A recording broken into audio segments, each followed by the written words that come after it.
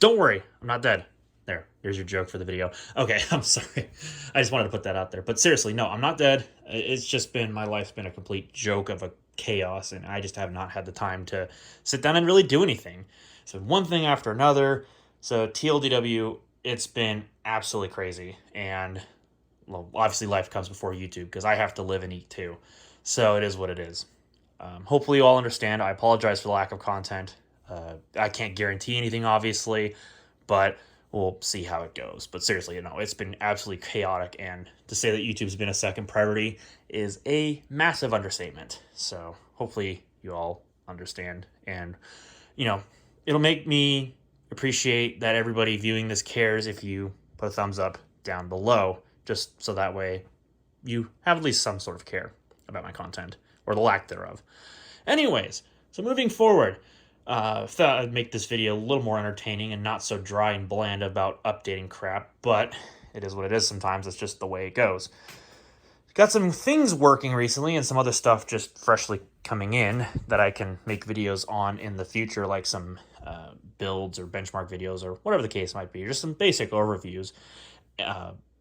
First of which, figured I'd show this off because I just got this working tonight, and I think most people would probably like to see this. I just recently got in a couple of different things, vintage Mac related. The more recent of the which is, well, I could phrase that a little better, shouldn't I? The most recent of which, there we go, goodness gracious. Yeah, right down here, got one of these DB15 to VGA adapters. And I figured it's just easier to do that than to try to get some vintage Mac monitor shipped, because that's a joke. So this is probably the easiest way to go, because I already have a nice CRT. And so there you go. So been playing around with this tonight. And in addition to that, the reason why I got that adapter was because I got this bad boy in. Managed to order this off of eBay pretty cheap, at least in relative terms to other vintage Macs that are out on eBay right now, because as you know, the market is an absolute joke. But there it is. It's a Power Macintosh 7200 75. Not exactly my most desired model of vintage Mac, but the thing is with these, they're pretty much guaranteed to work. This is a PCI Power Mac, so it's not a 603. This is a 601, in case anybody was curious. But it's still fully functional. It does work. It's got 16 megs of RAM in it, and I don't have a hard drive to stick in it because this is SCSI. So yeah. Can't really do much with it right now, but I did get it to boot a Mac OS disk that I also ordered at the same time that I bought this computer. So it can boot its original restore media, which is Mac OS 7.5.2. That is its original first OS that it can run. And it does boot from its SCSI CD-ROM drive, so that's awesome. So at least there's one part of it that's working. Haven't tested the floppy drive yet, but I'm pretty sure that works fine too. So all in all, that's where we're at with that until I can get something like a blue SCSI on order. And I think I might do that over a SCSI to SD because, well, this thing can run from 7.5.2 all the way through to 9.1. As far as I'm aware, that's what 601s, or at least this particular 601-based machine, can run.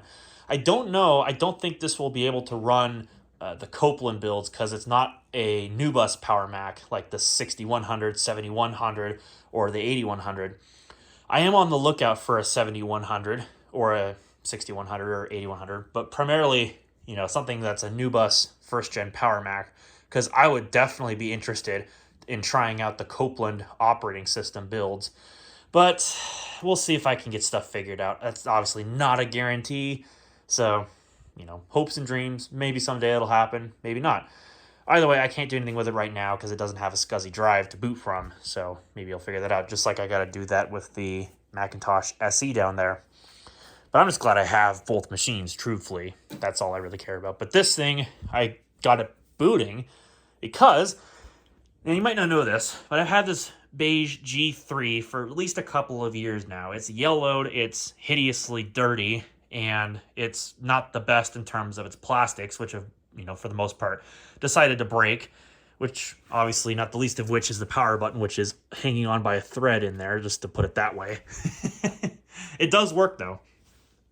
So in any case, I had to replace the hard drive because This was the original that it came with when I got it off of eBay many years ago. And this is a very early production Power Mac, or at least the hard drive came out of one. 1st of November 97. And it's dead, obviously. So I had to swap it out with another one. I had a 12.6 gig Maxtor apparently, and it seems to work fine in this machine, so I stuck it in there. And I installed Mac OS 9.2, and it seems to work just fine. And the reason why I hung on to this thing, even though it's cosmetically hideous, and now it's developing some rust on the inside, which is brilliant, but the reason why I kept it is because the personality card on the back is basically fully featured except for an optional modem that's not filled in there. This obviously has Ethernet, so it's not a big loss of a modem, but whatever. But yes, it does work, and she works well, so let me boot it up here for you.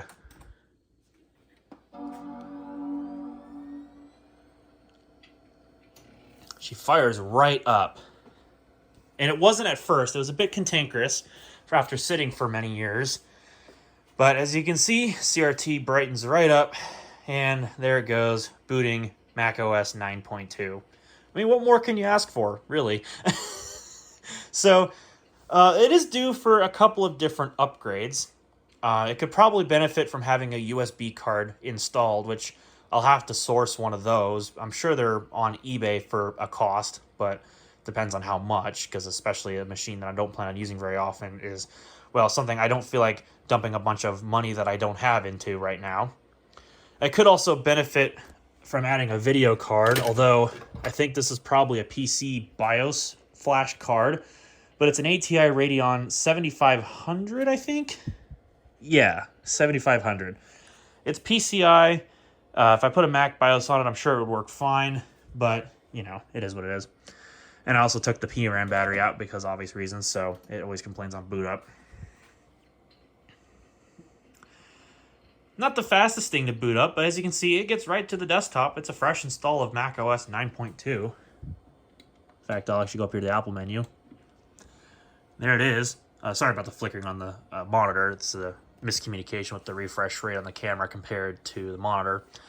But it's got 64 megs of RAM, and it's a 300 megahertz G3, which for this machine is still pretty good. So it actually isn't too bad. And with the video player and the DVD player capabilities of this machine, it's actually a pretty solid machine. Just cosmetically it looks hideous, but that doesn't really bother me too much as long as it works, and that's all that really matters. And as you can see, it's working just fine. So that is awesome. So I thought I'd show that off because I got it working tonight, and I'm absolutely pleased with the results, and I couldn't be any happier. So that's awesome.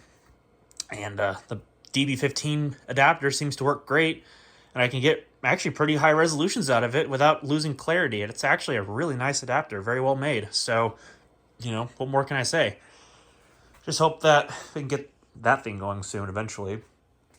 Anyways, I'll go into the house here real quick. I'm just going to make this a one-clip video. I'm not actually going to edit it because it seems silly. But, anyways. So don't mind the mess that you're about to see, because it's going to be one. Because, obviously, I haven't had the chance to really prepare for anything at all, and so everything is everywhere. But here's another thing that I got recently. This is actually really cool. It's a HP XW6200 workstation. How cool is that? This thing is an oldie. Well, actually, it's not as old as you would think. This is from about late 2005 or so. And it is actually based on socket 604. So that's a socket I've never actually played around with before. And this one's a newer revision of it. So it's fully 64-bit. Well, to an extent anyway. So it is actually carrying one of these special badges that you never see. And it's working right now. Currently, it's running Windows 7 just for the sake of testing the hardware. Currently, the video card I took out was a Quadro FX580. I swapped it out for a GeForce 8800 GTS, just so that way I'd have something that I actually would be able to see if it works, and it seems to work just fine. So that's awesome. And it seems like the optical drive works just fine, which is kind of weird, but whatever. I just loaded Windows off of the network and it seems to work just fine, which, yes, I know. Some people have been asking me to do a video about doing the Windows Deployment Services install. I'll get around to it. someday. I'm obviously going to do it on a virtual machine, not actually use that server over there. So just hope that you understand that. I'll do an isolated thing so that way I can actually demonstrate it on like a closed network or something. I don't know. We'll see. But in any case, so yeah, this thing works and it seems to work quite well. So I might build this thing up a little bit more. There's been some parts on eBay that have been actually really cheap. So ECC DDR2 is one. I might see about upgrading the processors. It only has one processor in it right now. It's a obviously single core system with hyperthreading. So if I can get another processor or a pair of processors that are going to be a little bit faster, like a 3.6 gigahertz set of Xeons, that'd be really cool. This thing would be actually quite a sleeper machine for late 2000s things. So we'll see. Well, late 2000s, basically the whole entire 2000s, nothing 2010s. So in any case, eventually this thing's ideal OS is going to be Windows XP x64 edition, but Windows 7 for right now will be just fine to test the hardware with, and it seems to be working pretty well. It's got 2 gigs of RAM in it right now, like I said, ECC DDR2, as well as a 160 gig hard drive, which I put in myself, and it has a 3.4 gigahertz 64-bit Xeon on socket 604. I think it was Irwindale was the code name, so you can look that up if you want to check it out yourself. I think that was the code name anyway. So yeah, last thing, it's kind of buried amongst a bunch of other laptops and such, but the A250N got a couple of upgrades in and of itself. So I don't actually know if this sound card down here that I put in is going to stick around. It might not, but I got one of those like Turtle Beach sound cards or whatever it's called, and it seems to work just fine. And then down there in the video card slot is a flashy Radeon 9700 Pro, which actually works pretty well in this thing. And I got it upgraded from this Radeon 9600, which, not that there's anything wrong with the 9600, but if I'm going to be doing stuff with Windows Longhorn, I would like to have something of a more competent video card. So the 9700 Pro is going to be right up the alley. I think I have like a 9800 XT somewhere. It had a bad fan. I don't even know if I still have that card, truthfully. Ideally, I'd like to stick that in here, but I probably won't ever get that fortunate, so oh well. But the 9700 Pro worked just fine, and then I'll just repurpose this 9600 into something else later on. And then the A1477C is working just fine once again. I repasted the processor, had to fix the stupid memory configuration again because it was causing problems with booting. And I reflashed Windows because it was horribly, horribly slow. But now it seems to be much happier, and I also installed it with a better video card.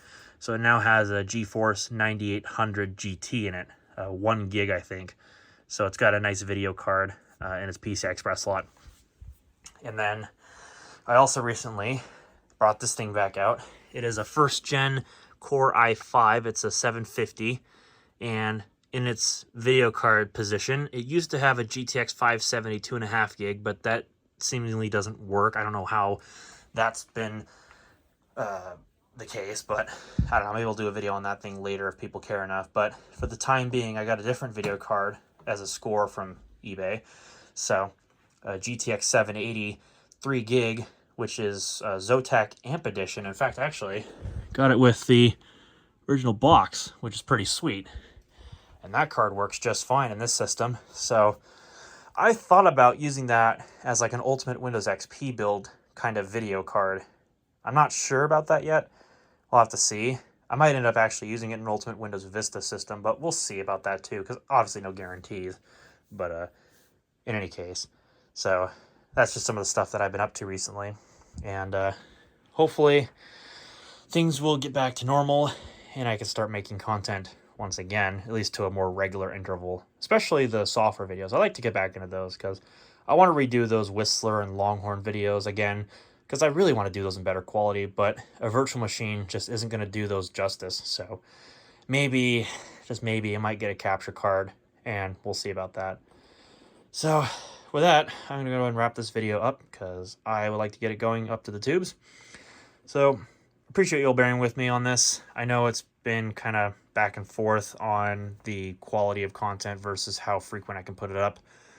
So hopefully it gets better in the future. So obviously I hold no guarantees, but we can only hope and hope for the best. So, all right, I'm going to get out of here. So thank you all for watching, and hopefully we'll see you all in the not too distant future.